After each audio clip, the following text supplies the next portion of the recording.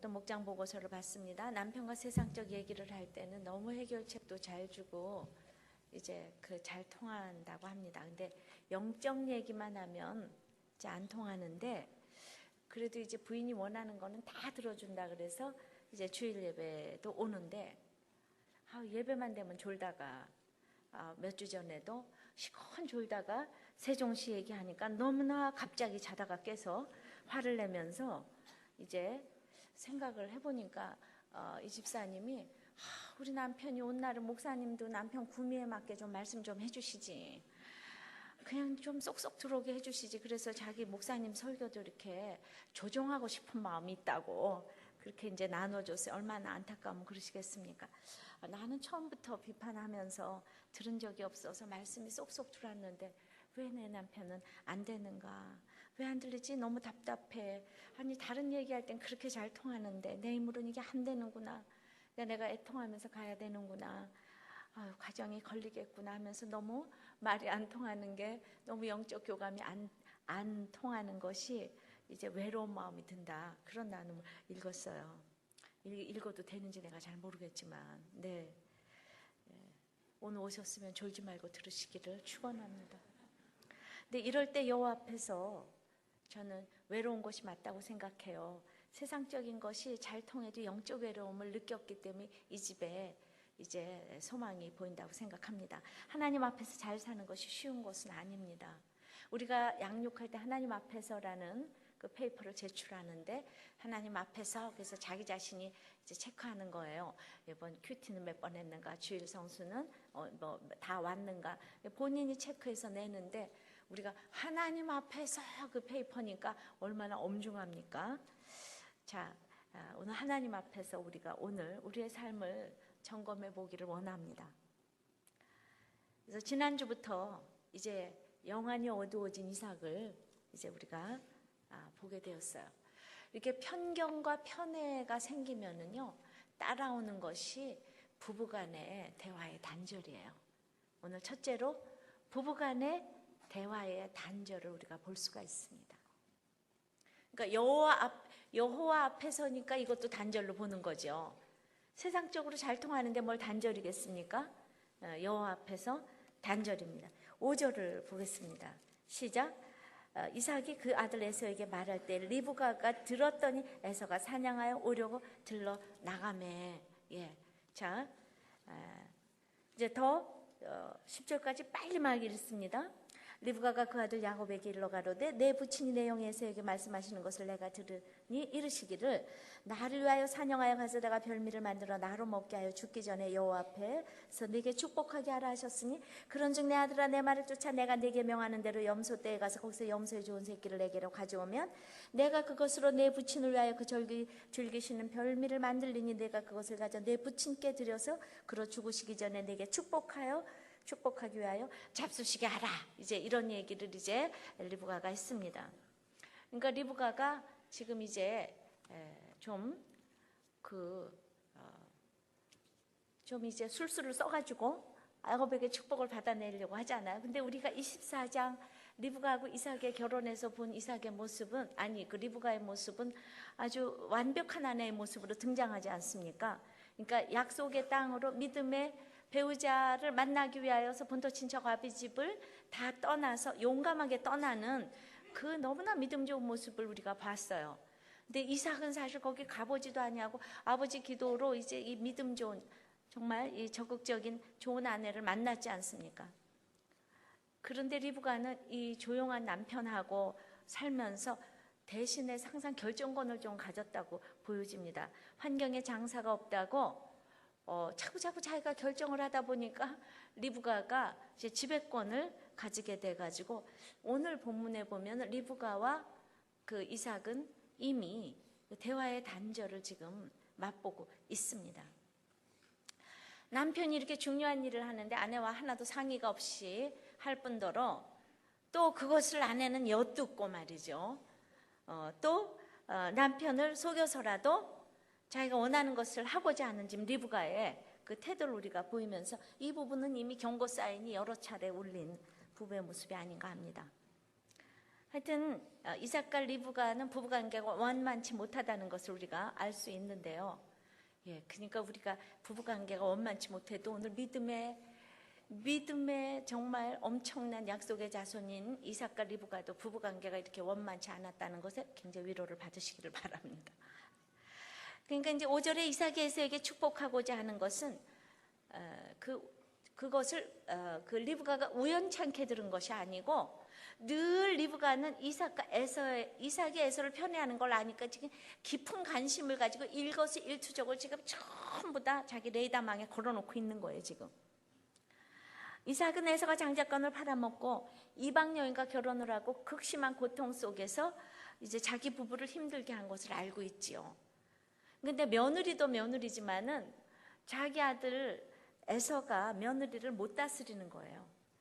그러니까 에서가 믿음에 관심이 없는 것 때문에 장자권을 받기에 부적합하다는 것을 알고 있습니다. 그런데 리브가와 이 일에 한 마음이 안 되는 거예요. 한 언어가 안 되는 거예요. 한마디로 이삭과 그러니까 그 에서와 야곱 여기에서 나는 에서를 축복하고자 한다. 이것이 이제 대화가 안 돼요. 영적 계보에 대한 견해가 서로 지금 달라요. 똑같이 믿음이 좋은데 우리는 또 말할 것이 있겠습니까? 그러니까 에서가 먹을 것을 계속 이삭의 입에 넣어주니까 지금 37년간이나 넣어주니까 에서에 대해서 포기가 안 되는 것이 있고요. 그러면서 먹을 건 잘 갖다 주는데 에서는 믿음이 없는 거예요. 관심이 없는 거예요. 그래도 그러니까 인간적으로 더 불쌍해져서 더 끼고 돌게 되니까 부인은 더 안 된다고 지금 난리를 치잖아요. 자, 어떤 남편이 자기 아들이 이제 장가를 못 가니까 결혼정보회사에 등록을 했다는 거예요. 그러니까 부인 집사는 결혼보다 중요한 거는 교회를 나오게 해야지 된다. 이러는데 같이 교회 나오시지만 이게 의견이 하나가 안 되는 거예요. 예. 우리는 보면 부인 말이 옳잖아요. 그죠? 예. 근데 그런 게 이제 나눔에 올라왔더라. 자, 대화가 안 되니까 엿듣는 관계가 됐습니다. 야곱이 상속자라는 사실을 이제 리브가는 분명히 알고 있어요. 이삭보다는 조금 나아 보입니다. 그렇지만 그것을 인간적인 방법으로 장자권을 가로채려고 하면은 이거 똑같다는 거예요. 이삭이나 리브가나 인간적인 방법으로 하면 안 된답니다. 정말 영적인 교제를 할 수 있는 가정은 존재하기가 힘든 것 같아요. 저는 아브라함과 사라처럼 서로 사랑한 가정도 위기가 있었어요. 근데 그 리브가도 위기가 있었지요. 다들 그 아브라함과 이삭은 둘 다 아내들을 다 팔아먹었던 전력이 있어요. 누이라고 거짓말시키고 그 바로왕이나 아비멜렉에게 위기가 여러 차례 좀 있었지만은 저는 그 이삭의 가정이 일부 일처의 모범이잖아요. 그 아브라함은 부인을 셋을 얻었어요. 근데 여러분들 생각하기에는 부인을 누가 더 사랑했을 것 같아요? 좀 나눠보세요. 부인을 누가 더 사랑했을 것 같아요? 일부 일처 우리 너무 좋잖아요. 꿈에도 서오는 남편이 바람 안 피는 거잖아요. 근데 오늘 이렇게 계속 본문을 보니까 정말 이삭은 너무 재미딱지가 없어요. 그러니까 참 우리가 한 사람 삶은 너무 좋은 것 같지만은 그렇지만 나는 또 아브라함이 사라를 좀 더 사랑했다고 보여져요. 고난이 많았으니까. 근데 아브라함도 그두라 하갈 사라까지 3명 살았는데 죽고 난 뒤에야 사라가 최고라는 걸 알았으니까 죽고 난 뒤에 그래서 사라의 매장지를 사고 그 다음에 다른 아들들 다 쫓아버리고 죽고 난 뒤에는 사라가 최고라는 걸 알았지만은 그러니까 이제 우리가 결론은 별 인생이 없다 이렇게 셋을 데리고 살던 그저 일부 일처를 하던 그저 별 인생이 없다. 우리의 주제가 하나님 만나야 된다. 여호와 앞에 살아야 된다. 그러니까 오늘 여러분들의 주신 남편과 아내는 그저 내 몸의 대추다. 그저 그냥 족한 줄로 알고 여기시고 가시기를 바랍니다. 그러므로 우리가 이삭과 리브가도 이렇게 대화가 안 통하고 대화의 단절을 경험하는데 여러분들은 얼마나 대화가 안 통하세요? 여러분들 얼마나 대화가 단절됐어요? 예, 여기 같이 와서 앉아 있어도 말이 안 통해, 그죠? 예, 말이 안 통해. 근데 우리가 그 가정에 대한 그 칼럼, 강안선 목사님의 이제 칼럼을 제가 하나 읽었는데, 그 부부의 대화를 가로막는 그 원인 제공자는 바로 이제 부부 자신이라는 것이죠. 우울증 증세를 보이는 아내가 있는가 하면 이제 또 자존감이 낮은 남편이 있을 수가 있고, 남편이 위기 관리 능력이 없는 남편이 있다면 부인은 또 결벽증일 수가 있어서 세상에 어느 부부도 완벽할 수 없기 때문에 이제 우리는 전부 다 원인 제공자예요. 근데 그럼에도 불구하고 남편이 항상 이런 환경에서 정직함과 솔직함을 보여준다면 부부의 문제는 아주 굉장히 많은 부분을 해소한다는 것입니다. 그런데 확실히 여자들이 영적인 존재가 돼서 뼈라 그랬잖아요, 본 차이나. 그러다 보니까 여자들은 항상 좀 영적인 걸 원하는 것 같아요, 본질적인 거. 그러니까 솔직하고 정직한 거. 그게 그 남자보다 훨씬 심한데, 남자들은 이제 또 이 아름다운 아내를 원한다는 거예요. 그렇다고 해서 모델처럼 예쁜 사람 원하는 것은 아니지만, 남자들은 구조가 또 흙과 이 짐승의 구조라 그랬잖아요. 그러니까 우리가 이 구조를 알아야 될 것 같아요. 그러니까 이제 여자들이 뭐 모델되라는 건 아니지만 머리도 빗지 않은 채 말이죠, 식사를 준비하고 사시사철 이렇게 자루를 뒤집어 쓴 것 같은 이런 그냥 옷만 입고 있으면은 점점 이제 그 흥미를 자꾸 잃어가게 된다는 거예요. 그러니까 이것도 다 자기 죄를 보고 인생의 목적을 알 때 뭐 그것도 이제 서로 예의를 다할 수 있게 되니까, 그러니까 아내들은 솔직한 남편은 아름다운 아내를 원하지만은, 그렇다고 해서 내가 뭐 맨날 이쁘게 한다고 해서 좋아하는 건 아니고, 부부간의 친밀함을 조성하는 큰 정말 그 육적으로 정신적으로 영적으로 친밀감을 느끼지 못하면은 이게 또 대화가 될 수가 없죠. 근데 어떻게 친밀감을 느끼겠는가? 그러니까 육적으로도 마찬가지인 거예요. 아무리 요즘 뭐 숙녀고 뭐 쭉쭉빵빵이라도, 예, 8등신 미녀라도 조금 가다 보면 친밀감을 잃어가는 그 이유가, 예, 너무나 예쁜 사람하고 했는데 왜 또 딴 사람을 찾아갈까? 이 중요한 이유는 여러분들 참으로 부부 사이에 고백되지 않고 용서받지 못한 죄가 도사리고 있기 때문이죠.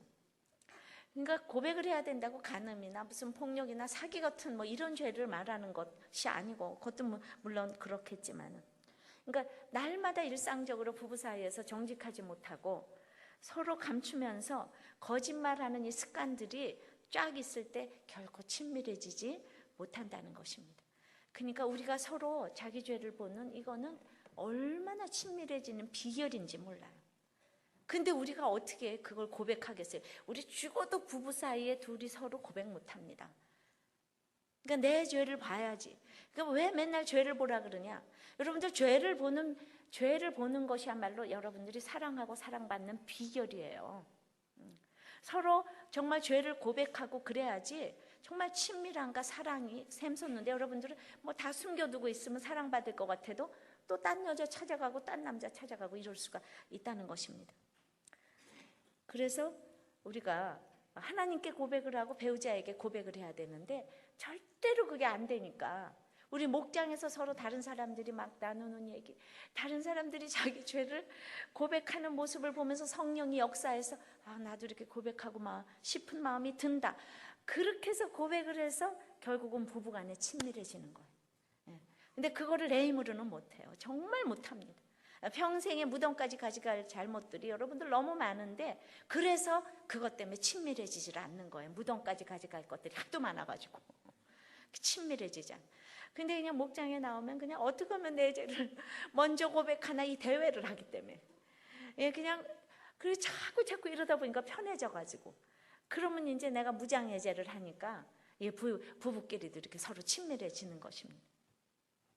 근데 이거는 하나님께서 함께 하시면 안 되는데, 제가 이렇게 방법을 가르쳐 드리는데도 목장에 안 가, 우리 둘이는 먹고 살 거 충분하니까 나는 그냥 와서 이렇게 듣기만 하면 돼. 저는 아무리 교회를 와도 제가 반가워하지 않잖아요. 제가 반가운 거는 목장에 가셔야지 반갑다는 거죠. 네, 그게 저 때문이겠어요. 아니 저 보러 와서 교회만 댕기는데 왜 목장 가라 그러냐. 네, 저 보러 오는 거는 그냥 이것이 그냥 조금은 유익이 있겠지만은 목장에 안 가시는 분은 그냥 모든 것이 헛거예요. 헛거. 여기 와서 귀만 이렇게 커져 가시는 그런 결과를 가지고 올 수 있습니다.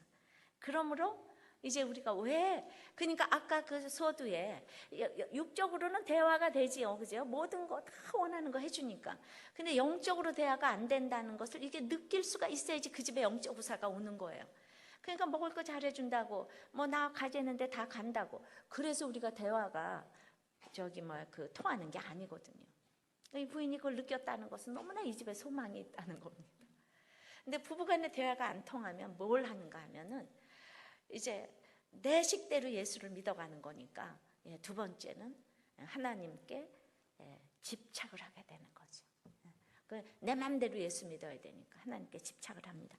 제가 이제 그 국립을 보니까 어떤 목사님이 유물론과 자연주의가 신앙과 합해져서 기복주의를 낳아가지고 의처증 마냥 하나님께 집착하는 신앙을 갖게 한다고 그랬는데, 그 표현이 재밌어서 제가 인용을 해요. 그러니까 우리 의처증을 사랑이라 그러지 않잖아. 그런데 우리가 말끝마다 하나님을 부르짖으면서 나만 바라보라는 거잖아요. 의처증이. 그 병이라 그러잖아요. 그러니까 하나님을 수단 삼아서 문제를 해결하려는 태도를 지금 리브가가 보여주고 있는 거예요. 리브가는 부엌에 있어도 아는 게 많고 듣는 게 많고, 그래가지고 염소를 잡아오면 별민을 내가 만들 테니까 그가 죽으시기 전에 내게 축복하게 하라 이랬는데, 이 여자는 그냥 이삭이 죽는 것보다, 자기 남편이 죽는 것보다 아들이 지금 축복받는 게 더 중요한 거예요. 아주 하나님의 뜻을 깨닫는 것은 그냥 뭐 너무나 뛰어납니다. 리브가가 막 영적 안목이 뛰어나게 깨달았지만 이 실행에 옮기는 것은 그렇게 인간적인 방법을 딱 쓰는 거예요. 왜? 리브가가 똑똑하거든요. 그래가지고 힘이 있고 결단력이 있었기 때문에 이게 가능한 거예요. 그러니까 리브가는 축복을 베풀겠다는 그 자리에 야곱을 같이 부르지 않는 것이 너무 화가 나는 거예요, 지금. 그래가지고 이러고 있다가 큰일 나겠다 그래가지고 인간적인 술수를 막 쓰기 시작합니다. 6절에 리브가가 그 아들 야곱에게 일러 가라사대, 아마 그 아들 야곱은요, 사랑하고 사랑하는 그녀의 아들 야곱이라는 뜻이에요. 이삭은 에서를 보고 막 사랑하는 내 아들아, 그런 뜻이에요, 원어로 다. 그러니까 서로 사랑하는 내 아들, 사랑하는 그냥 이것이 그저 이렇게 다 다른 거예요. 그러니까 이렇게 같이 그 집착을 이제 하는 거죠. 이 갈등 구조를 가져오는 거예요. 그러니까 네 아들 내 딸 해가면서, 그러니까 그냥 내가 누구 딸을 좋아하면 내 딸이고, 아들을 부인이 좋아하면 네 아들 내 딸 이래가면서 뭐 문제가 있어도 다들 그냥 남편이 아빠를 때리면은, 엄마를 때리면은 애들이 우리 엄마 왜 때려 다 이러는 거 있죠. 그 니들끼리 잘 먹고 잘 살아봐라 이렇게 되는. 그러니까 다 그냥 사랑하고 사랑하는 그녀의 아들 야곱에게. 이 갈등 구조입니다. 7절입니다. 나를 위하여 사냥하여 가져다가 별미를 만들어 나로 먹게 하여 죽기 전에 여호와 앞에서 되게 축복하게 하라 하셨으니, 그러니까 리브가는 이제 남편의 말을 딱 엿듣고 인용하면서, 이삭은 절대로 여호와 앞에서 이런 말 안 썼어요. 거기다 갖다 요거를 싹 지금 첨가를 시켰습니다. 리브가는 하나님의 약속의 말씀을 정확히 기억하고 있었기 때문에 나는 하나님 앞에 서 있는 자세로 이제 살았다 이 말도 됩니다. 그러니까 뭐 하도 입만 열면 하나님의 말씀을 읊어대니까 이삭의 축복은 곧 여호와의 축복이라는 거, 이거를 확신하고 있었기 때문에 리브가는 남편과 대화 단절이 되고 있었지만은 자기 남편이 택자가 돼가지고 이제 그 택자에게 받는 축복은 하나님의 축복으로 지금 믿는 것은 있어요. 지금 리브가가 영적으로 지금 좀 뛰어납니다. 그래가지고 이제 8절에 보면은, 그런즉 내 아들아 내 말을 쫓아서 내가 네게 명하는 대로 이제 염소떼에 가서 거기서 염소의 좋은 새끼를 4개로 가져오면 내가 그것으로 이렇게 이제 만들겠다 그랬어요. 그러니까 리브가가 하나님의 뜻을 깨닫지만은 거기까지인 게 있어요. 성경은 너무도 잘 깨닫는데 성경적이지 못한 방법으로 사니까 이삭만 나의 즐기는 별미를 내게로 가져오라 이러는 게 아니고, 지금 리브가도 내 아들아 내 말을 쫓아 내가 내게 명하는 대로 염소 새끼에 좋은 거를 내게로 가져오라. 내가 만들겠다. 그러니까 리브가도 다 내가 할 수 있다는 거야. 내게로 가져오면 내가 가져오고, 이삭은 또 나의 즐기는 별미를 가져오라고. 예, 그랬는데 리브가가 어찌나 용의주도한지 야곱이 사냥을 못하는 것을 알고 있잖아요. 그 이삭이 가져오라 그랬을 때는 그 3절에 보면은 그런즉 내 끼고 곧 전통과 활을 가지고 가서 들어가서 나를 위하여 사냥해서 별미 만들어 오라 그러잖아요. 그러니까 직접 네가 사냥을 해서 전통과 기구와 활을 가지고 가져오라 그랬는데, 사냥 못하는 것 알고 야곱의 그 의욕이 꺾일까봐 이런 얘기는 다 싹 빼버리고 있잖아요. 그리고 내 마음껏 축복하게 하라 그랬잖아요. 그러니까 그 마음껏도 싹 빼버리고 그냥 나를 축복하게 하라로. 그러니까 이삭이 에서를 축복하고자 하는 것은 그 간절함을 싹 약간 약화시키고, 여호와 앞에 서라는 말을 넣으면서 야곱이 받아야 되는 축복은 얼마나 중요한 것인지를 이렇게 강조를 했어요. 아유, 리브가가 보통 똑똑한 게 아닙니다. 치밀합니다. 그러니까 너는 말이야, 내 아들아 내 말을 쫓아서 내가 네게 명하는 대로만 하면 돼. 그러니까 이거는요 그냥 아주 시키는 대로 너 실수 없이 행동을 해.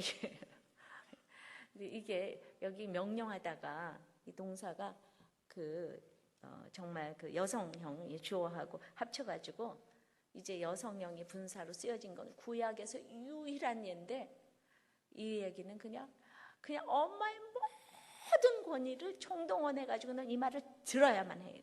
그냥 뭐 이를 악물고 지금. 그래가지고 사실은 너무나 똑똑하고 성경을 잘 알고 약속을 잘하는, 계획으로만 본다면 이 계획 맞았잖아요. 야곱이 축복 받았잖아요. 그렇지만은 결국은 하나님보다 리브가도 자신이 왕노릇하고 싶은 거예요. 이 속에 자기 힘으로 약속을 이루어낼 수 있다는 그 자아가 죽지 않은 것이 있는 것입니다. 너는 범사의 그를 인정하라. 그리하면 내 길을 지도하시리라. 잠언 3장 5절 6절에 그랬는데 하나님께 자기를 드리지 않았어요. 하나님의 말씀을 아는데 하나님을 인정하지 않았어요. 이 얘기는 이제 쉽게 말하면 이겁니다. 하나님의 뜻, 하나님만을 위한다면, 내가 성전 건축을 위해서 뇌물을 받아도 상관이 없다. 내가 몸을 팔아서라도 헌금을 하겠다. 내가 돈만 벌면 장땡 아니냐. 어떤 회사를 가든 가서 벌어다가 내기만 하면 될 거 아니냐. 이것이 하나님의 뜻을 인간적으로 위한다고 하는 거예요. 그래서 얼마나 과정이 중요한지 모르겠습니다. 둘이서 이렇게 쌈박질을 하면서 이삭하고 리브가고 하나도 말도 안 통하면서 한쪽으로는 그냥 하나님만 부르짖으면서 무슨 영적 우사가 나오기를 원하냐 말입니다. 부부간에 하나가 되지 않은 사람들은요 절대로 자식이 또 화목할 수가 없어요. 자식을 편애하는 사람들은 절대로 부부가 또 화목할 수가 없어요. 벌써 자식을 편애하는 사람들은 편견이 있어서 이 부부간에도 하나가 되질 않습니다. 그러니까 이제 이렇게 하나님께 집착을 하다 보니까 거기에 대해서 세 번째는 구체적인 계교가 나오는 거예요. 자, 9절입니다. 염소 떼에 가서 거기서 염소의 좋은 새끼를 내게라고 하자면 내가 그것으로 내 부친을 위하여 그 즐기시는 별미를 만들으니 내가 그것을 가져 내 부친께 드려서 그로 죽으시기 전에 내게 축복하기 위해 잡수시게 하라. 그러면서 이제 구체적으로 지금 지휘를 합니다. 그러니까 이삭은 에서에게 내 힘으로 별미를 만들어 오라 그랬는데 리브가는 이제 자신이 다 만들 거라 그러잖아요. 그러니까 그 이삭이 하나님 대신이라면 그 말은 그래도 들어야 되는데 그 말도 다 자기가 지금 요리를 합니다. 가감을 막 합니다. 그러니까 이제 이때 야곱이 이러는 거 11절에 형은 털 사람이고 나는 매끈매끈한 사람인즉 12절에 아버지께 속이는 자로 보일지라 복은 고사하고 저주를 받을까 하나이다. 그러니까 야곱이 그러는 거야. 아버지하고 이제 어머니가 의견이 다른 거예요. 그런데 자기 누구 얘기를 들어야 되나 생각하면서 야곱도 평소에 아버지 사랑을 못 받으니까 지금 아버지를 너무 걱정해서 하는 얘기가 아니고 만약에 이게 실패해서 발각이 되면 어떡하는데요? 이 얘기인 거예요. 자기 걱정하는 거예요. 아들도 다 이렇게 자기 생각만 합니다. 그러니까 속이는 자. 아버지가 하나님 대신인데 그럼 하나님 속이고 지금 축복을 받겠다고 하는 거죠. 저주라는 건 하나님 멸시하는 건데 하나님이 멸시하는 짓을 하면서 하나님의 축복을 받겠다고 그게 이제 말이 되는가. 그런데 부모는 속이고 축복은 받고 싶고 하나님은 속이고 축복은 받고 싶고 예. 그러니까 또 이 맹모인 리브가가 13절 이럽니다. 어미가 그에게 이르되 내 아들아 너의 저주는 내게로 돌리리니 내 말만 쫓고 가서 가져오라. 야 대단합니다 리브가. 예. 모성애를 넘어서서 이제 하나님의 약속을 확신했기 때문에 이런 얘기도 할 수가 있겠지만은 예, 그러니까 나는 이제 하나님의 약속은 분명한데 내가 이 하나님의 약속을 내가 성취시키겠다는 거잖아요. 내가 성취시키겠다는 거. 이런 사람이 제일 무서운 거예요. 기도만 하면 안 되는 일이 없다고 하는 사람. 제일 무섭습니다. 하나님의 약속을 빙자해서 밀고 나갔는데 사실은 세월이 흐른 후에 이 사실이 맞았잖아요. 그러니까 우리가 정말 이 기도도 정말 참 조심해서 해야지 되는 것이 맞았다고 해서 리브가의 방법이 옳은 것은 아니란 말입니다. 예, 이걸 잘 아셔야 돼요. 그 얼마나 야곱이 험악한 인생을 살았는지 몰라요. 저주를 리브가가 다 받았어요. 리브가는 이 사랑하는 아들을 2번 다시 살아생전에 보지 못했어요. 야곱은 너무 험악한 인생을 살았어요. 그렇기 때문에 그 약속이 이루어지려면 이렇게 험악한 인생을 살아야 되는 거예요. 그러니까 우리가 방법부터 인격적으로 하셔야 됩니다. 그러니까 14절에 그가 가서 취하여 어미에게로 가져왔더니 야곱은 그냥 아주 간단합니다. 그가 가서 그냥 취해서 가져왔대. 그 야곱도 이래도 되나 하지만 워낙 신앙의 선배인 엄마가 확신 있게 얘기를 하니까 그러니까 부모가 얼마나 중요한지 몰라요. 신앙의 선배가 너무 확신 있게 얘기하니까 그저 망설임 없이 나가서 취했습니다. 리브가는 그 아비의 즐기는 별미를 그리고 14절에 그 어미가 그 아비의 즐기는 별미를 만들었어요. 이삭은요 별미를 먹고자 했고 리브가는 만들었어요. 아버지는 조건부 축복을 원했고 리브가는 그 조건부 축복을 만들어냈어요. 서울대학에 붙여놓은 거는 어미고 원한 거는 아비예요. 뭔가 별미 인생을 만들어낸 어미인데 그러니까 이제 리브가가 이러는 거죠. 별미를 만들어낸 것은 야곱이니까 야곱에게 축복을 주라는 거예요. 당신은 그렇게 서울대학 원했지만 서울대학 들어간 거는 맏아들이 아니고 둘째 아들 아니냐. 그러니까 둘째에게 다 주라. 이러면서 부부간에 늘 싸우는 거 있죠. 다 속고 있어요. 그 별미에 다 속아요. 그러니까 자기가 만들고 남편이 별미 학별, 별미 재산을 원했기 때문에 내가 만들어냈다는 책임 전가가 쫙 은연중에 들어있는 거. 당신이 원한 거 아니냐. 당신이 별미를 원하지 않았는 거. 별미가 나를 행복하게 해줄 것 같지만은 다 우리 속으로는 안 된다는 것입니다. 자, 그 이후에도 지금 구체적으로 개교를 해갔는데 15절에도 리브가는 용이 주도했어요. 집안 자기 처소에 있는 맏아들에서의 좋은 의복을 취하여 작은 아들 야곱에게 입히고 또 염소 새끼의 가죽으로 그 손과 목에 매끈매끈한 곳에 꾸미고 예. 그러니까 뭐 요리 의복 문제 빠짐없이 다 챙겼습니다. 예.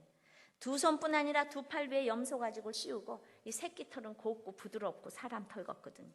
그래서 붙이고 예. 그거 옛날에 머리털 대용으로 썼대. 그리고 17절에 그 만든 별미와 떡을 자기 아들 야곱의 손에 주매. 그것도 막 이거는요 이삭의 아들이 아니야. 그 여자의 아들 야곱이에요. 그 여자의 아들 야곱. 뭐 정말 애정이 대단합니다. 여러분들 개교는 결국 축복을 받게 했지만은 자손들 간의 원수가 되게 한 거예요. 여러분도 아까 우리 김 집사님이 간증했지만은 내 손으로 내 속으로 낳은 자식도 우리가 이렇게 편애를 하잖아요. 이삭과 에서와 야곱. 내 뱃속으로 낳은 자식도 편애를 하는 판인데, 예. 그러니까 우리가 자녀들 간에 편애를 하면 자녀들 간에 원수가 되게 한다 이 말입니다. 그래서 그런 편애가 있었다고 얘기를 하죠. 그러니까 지금 진짜 우리들 교회 지금 어머니, 아버지, 그 언니들이 다 와서 댕기니까 정말 이 집은 복받은 집인 거예요.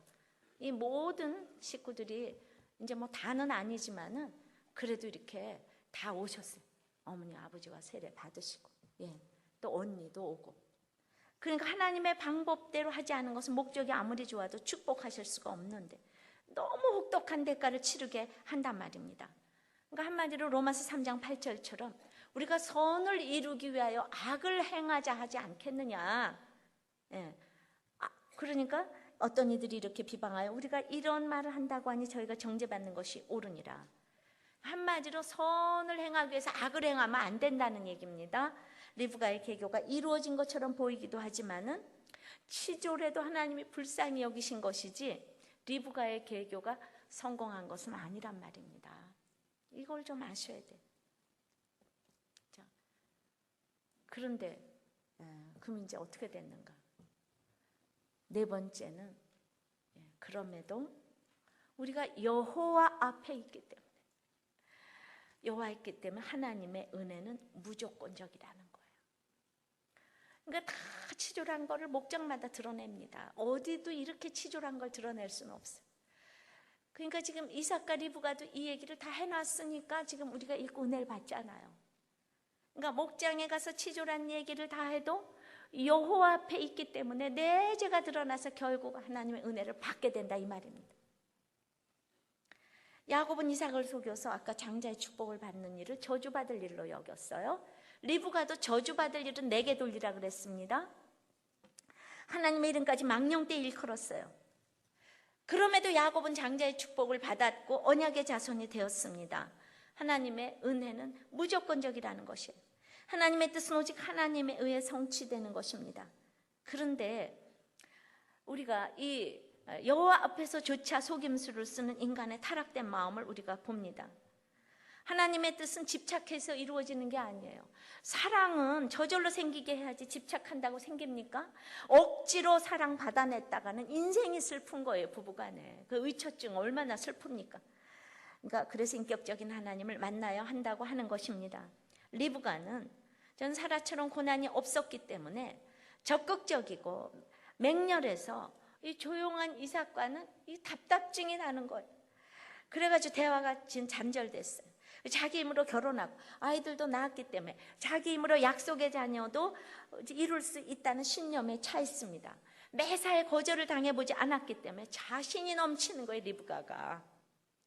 근데 이삭은요, 이스마엘에게 희롱받았죠. 그 첩들한테 희롱받았죠. 그 또 다른 자녀들한테 이렇게 희롱을 당해보았기 때문에 이삭은 무시가 무엇인지 아는 거예요. 오죽하면 살아생전에 이삭 때문에 그 형들을 다 쫓았겠어요. 다 쫓아버렸잖아요, 동방으로. 그러니까 소극적이 됐고, 그러니까 이제 이삭은 힘이 센 에서가 좋은 거예요. 그냥 이렇게 자기처럼 매끈매끈한 야곱은 싫은 거예요. 근데 리브가는 자기가 맹렬 여성이니까 또 약한 야곱이 불쌍하고, 또 야곱이 하나님의 택하심이 있다는 터라 그냥 밀어붙인 거예요. 다들 이렇게 그 살아온 과거에서 벗어나기가 어렵습니다.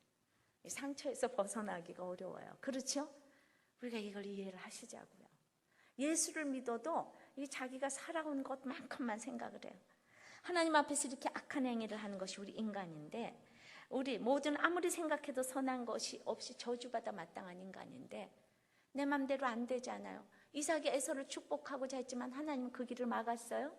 또 리브가가 야곱을 그 속임수를 써서 축복을 받으려고 했지만 이 축복이 이루어지기 위해서 진짜 야곱은 너무너무 험악한 인생을 살았어요.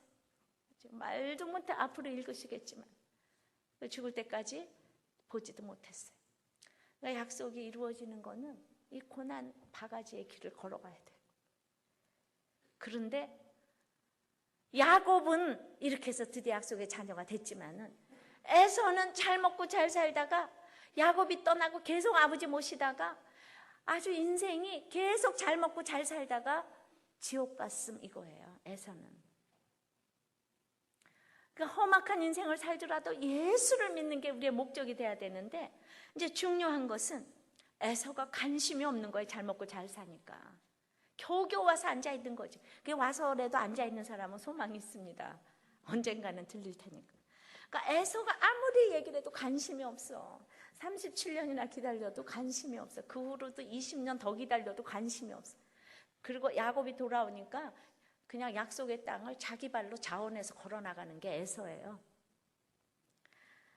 그러니까 에서는 믿음에 대해서 관심이 하나도 없고, 이삭은 영안이 어두워졌고, 리브가는 자기의 열심히 하늘을 찌르고, 야곱은 지금 소심하기가 짝이 없는데, 이렇게 콩가루 집안 다 뿔뿔인데도 이런 중에도 구속사의 물결은 노도와 같이 흘러서 주님은 여호와 앞에서 주님의 일을 하셨다 이겁니다.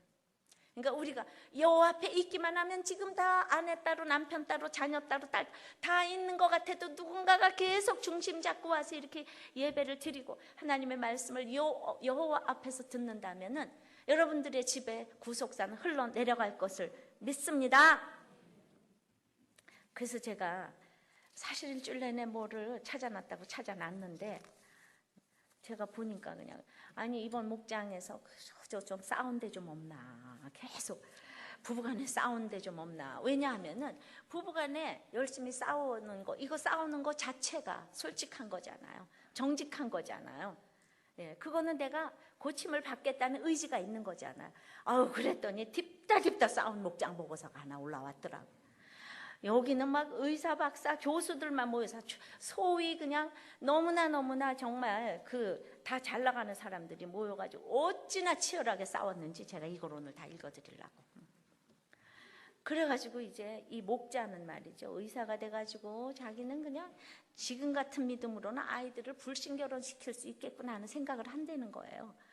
그러니까 이제 의사지만 자기 아들은 의대 교수를 시켜서 아들을 통해서 자기는 의사지만 교수까지 시키려는 이런 저희 죄를 본다 그러면서 이러면서 사실 이렇게 욕심이 있으니까 이제 부인 권찰하고 이제 싸우는 거예요. 서로 의견이 다르니까. 그래서 싸우는데 어떻게나 싸웠는지 그냥 육탄전을 해가지고 부인의 4번째 발가락이 부러져가지고 기부스를 했다는 것입니다. 근데 이게 저밖에 몰랐기 때문에 생긴 일인데 이제 회개를 하는 거예요. 음식 메뉴 선정에 있어서도 제가 좋아하는 것만으로 정하고, 모처럼 가족들과 함께 운동할 때도 좋아하는 수영만을 고집하고, 아이들에게 저희 생각을 강요하고 항상 잔소리했대요. 이 부인이 화려한 옷차림을 좋아하고 노래방 가자는 것도 아주 못마땅하게 여기고, 모두 제 본의였고 신앙생활을 잘하고 병원 일도 열심히 해서 경제적으로 안정된 생활을 주고 있는 저의 생색도 그냥 넘친다는 것입니다. 그래가지고 권찰이 쌓아왔던 그거를 이제 불평을 할 때 피곤한데 어떻게 너희 요구를 다 들어주겠냐고 말다툼하다가 육탄전까지 가가지고는 어딘지 모르는 곳에 발을 부딪혀가지고 발가락이 부러졌는데, 그날 딸이 또 보면서 우리 엄마를 제발 힘들게 하지 말라고, 아니 엄마도 아닌 우리 엄마라고 엄마 편을 드는데 괘씸한 생각이 들어가지고, 아들은 안 그래도 엄마를 닮아 엄마 편인데 나를 닮고 내가 그렇게 예뻐하는 딸까지 우리 엄마라 그러니까 너희 셋이 잘 먹고 잘 살아라 이러면서 이제 자기는 너무나 월요일 출근 후까지 분했고 말이죠. 매달 자녀를 위해 부었던 펀드도 다 내 노후보험으로 바꿀까 하는 생각도 들어가지고, 자 그래가지고 자기가 이게 애들 앞에서 육탄전까지 보여주니 폰이 안 되고 퇴근 후 이제 권찰하고 딸에게 사과를 했는데, 왜 사과를 했냐 하면 목장과 예목 훈련이 있어가지고 사과를 했다는 거 아니겠어요? 목장. 그러니까 목장에 가가지고 내가 이랬는데 또 회개했다 그러면 약재료가 하나 생기잖아. 만약에 그게 없었으면 나는 가출을 했을 거라고 이렇게 얘기를 하니까, 여러분들 목장에 가는 게 얼마나 정말 온 가족이 수지 맞는 일인지 아십니까? 예, 이게 이 여호와 앞에 있으니까 이렇게 싸움을 하고도 세상 같으면 이게 돌아올 일이 있습니까? 내가 돈 잘 벌고 내 맘대로 하는 것만인데, 근데 그냥 목자까지 하고 있으니까 그냥 이게 회개를 해야만 되는 거야. 여호와 앞에서, 하나님 앞에서, 여호와 앞에서. 그랬더니만 그냥 온통 그냥 이제 목장 식구가 들고 일어나가지고 또 다 참새를 이제 하면서 이제 그래서 이제 부목자님이 이제 또 목자님 말씀을 듣다 보니까 왜 그렇게 부인이 그렇게 때마다 그러는가 하면 외도와 관련된 상처가 이 권찰님만 있으신 게 아니라 목자님께도 있으신 것 같다. 그러니까 그 상처 때문에 이 부인 권찰님이 조금만 불평하셔도 이렇게 크게 오히려 반응하는 것이 아닌가 한다. 이렇게 이제 하시면서 저의 경우에도 저희 어머니와 저의 아내 간의 고부 갈등이 아내에게도 상처가 되었지만 저에게도 이렇게 상처가 되었다. 어머니 장례를 치르고 이제 조문 오셨던 분들에게 이렇게 편지를 쓰려고 어떤 메시지로 쓸까 아내에게 얘기를 했더니 운전하던 아내가 내 걱정이나 해라. 이제 이러니까 차에서 불같이 싸워가지고 차 운전석 의자 할 것 없이 발로 걷어차고 차라리 앞차를 박아라 소리 질렀다는 거예요. 그러니까 이제 아내는 어머니가 그립지만은 이제는 미래에 더 신경 쓰라 이런 의미였는데 이 과거 고부 간의 갈등이 상처가 되다 보니까 그냥 그런 얘기만 해도 확 반응을 한다는 거예요. 지난 주일에는 친정 갔다가 고속도로로 주일 예배 오던 중에 중부고속도로로 빠지지 못한 아내에게 이를 지적하니까 아내가 또 갑자기 냉랭하게 이제 응한 거예요. 또 불같이 화가 나서 먹던 호두과자 봉지를 던지고 화를 내다 보니까 차 안이 뜨거운 그냥 호두과자 안고로 그냥 완전히 난리가 났다는 거예요. 제가 결혼 전 사귀었던 옛 연인을 못 잊고 산다는 말을 아내로부터 평생 들어왔는데 그 사람은 자살을 했는데 지나간 일에 항상 신경 쓴다는 잔소리를 듣다 보니 그게 상처가 되었다는 거예요. 이분은 또 얼마나 얼굴이 날쌔게 생기셨고 그냥 꼭 목사님 같이 생기셨어요. 그런데 이렇게 불같이 다 화를 낸다는 거예요. 의자를 다 때려 부시고 그냥 아까 그냥 그 목자님은 그냥 발가락을 때려 부시지를 않나. 그러니까 이미 중부고속도로를 그 지나친 상황을 제가 지적했었고 거기 아내가 냉랭하니까 아내의 잔소리가 생각나고 상처가 다시 드러나면서 화를 냈다는 것입니다. 저의 잘못은 항상 내 방식대로 생각하여 상대방의 말을 혼자 분석하고 해석한다는 것이죠. 그러니까 아내가 남편은 지나간 과거에 대해서 끝을 내지를 못한다. 옛 애인에 대해서도 그랬고 어머니에 대해서도 그랬고 이미 지나쳐간 고속도로 길에 대해서도 끝을 내지를 못해요. 남편은 감성이 발달하고 예민한 데 비해 저는 타프하고 제 스타일만 고집하는 이 무대뽀입니다. 그래도 이제 정말 그 예배를 정말 오다 보니까 생각해보면 남편이 오히려 저에게 맞춰주려고 무던히 애를 쓴 것 같습니다. 정말로 남편은 제가 듣도 보도 못한 스타일의 사람입니다. 그러니까 이게 서로 이제 싸웁니다. 그랬더니 있잖아 이 얘기를 딱 듣고 또 어떤 집사님이 옆에서 이러는 거예요. 아니 집사님은 폭발적인 화를 내지 않아요. 그러니까 오히려 폭발적 화를 내지 않는 제가 더 이기적인 것 같습니다. 이러면서 저는 그냥 오히려 그렇게 화를 낼 일 있으면 딱 그냥 사라져버립니다. 그랬더니 또 다른 집사님이 아유 그건 저보다 낫습니다. 저는 그냥 그 자리에서 웃습니다. 이렇게. 아유 정말 다들 강적이에요. 샥 비웃는다는 거 아니겠어요? 그러니까 그냥 이분이 뭐라 그러냐면 저는 신혼 때도 화가 나면 한마디도 안 하고 한 달이 갔습니다. 화해 의지조차도 없습니다. 아내에게는 물론이고 자녀에게도 정이 없고 내리사랑이 없습니다. 차라리 이삭은 저에 비해서 덜 이기적입니다. 저는요 저 하나만 생각하고 핏줄 이기주의조차도 없습니다. 이렇게 서로가 서로를 이렇게 그냥 깨달아 주니까 이거 너무 멋있지 않아요? 예? 뭔 말인지 하나도 모르겠습니까? 예. 그렇게 열렬히 싸우니까 서로 정답이 다 나오잖아요. 그거보다는 내가 더 죄다 다 이렇게 얘기하죠. 내가 더 죄다. 이게 보면서 이게 죄라는 것이 느껴지지 않아요. 그 말 다 맞잖아요. 육탄전하는 부부들은 자고로 이혼하네요. 씩 웃는 부부들이 제일 무서운 거예요. 씩 웃다가 어느 날 갑자기 이혼했어 이러는 거 있죠 다들. 그러니까 그냥 바가지 집어던지고 이런 부분은 하나도 문제가 없어.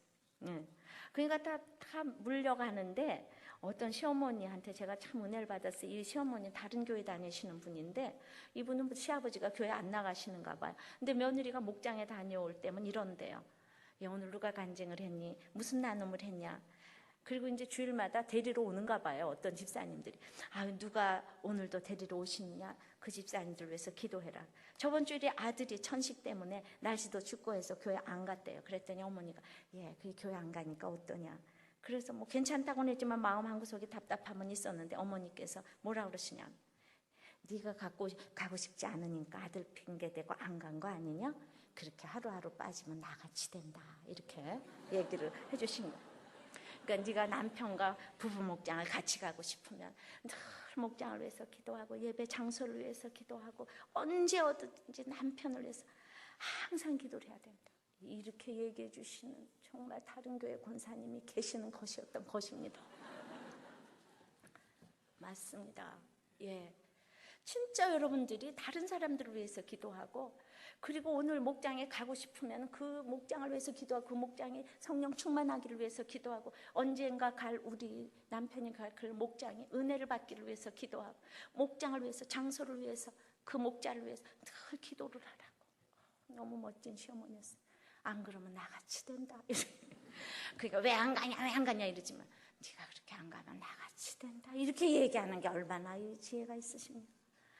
자, 어느 부부의 가정 선언문에 이러는 거예요. 우리 부부는 자녀들을 성적 위주, 경쟁 위주로 키우지 않으며 자녀를 말씀으로 훈계하고 가르치며 헌신하겠습니다. 우리 가정은 범사에 주님의 공급에 의지하며 살아가겠습니다.